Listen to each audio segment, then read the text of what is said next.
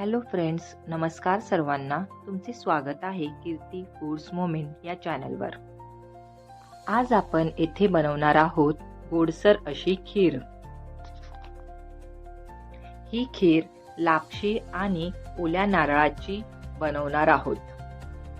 चला तर मग रेसिपीला सुरुवात करूयात.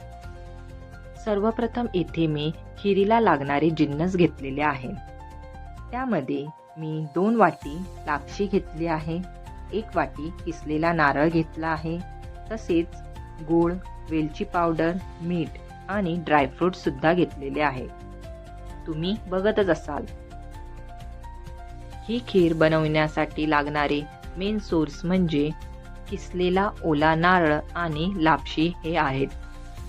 अशा प्रकारे येथे मी खीरीला लागणारे सर्व जिन्नस घेतलेले आहेत. तुम्ही ते बघतच असाल. आता येथे मध्यम आचेवर एक कढई ठेवून त्यामध्ये तेल घेऊन तेल गरम झाल्यावर त्यामध्ये लापशी घालणार आहोत. गरम तेलामध्ये लापशी घालून झाल्यावर त्याला चांगले परतवणार आहोत. साधारण 5-6 मिनिटे तरी लापशीला चांगले परतवणार आहोत.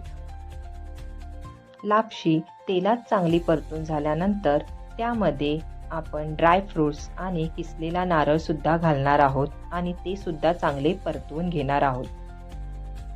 आता येथे लापशी, किसलेला नारळ आणि ड्रायफ्रूट्स हे चांगले तेलात परतून घेणार आहोत.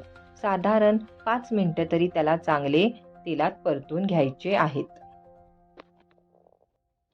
हे सर्व मिश्रण एकत्र करून त्याला चांगले एकजीव करायचे आहे. एकजीव करून झाल्यानंतर त्याला थंड होण्यासाठी बाजूला काढून ठेवायचे आहे. तुम्ही बघतच असाल, मिश्रण असे झाले पाहिजे.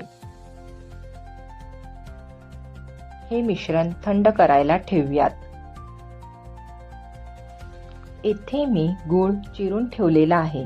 तुम्ही बघतच असाल. अशा प्रकारे गूळ चिरून ठेवावा म्हणजे तो खिरीत लवकर विरघळेल.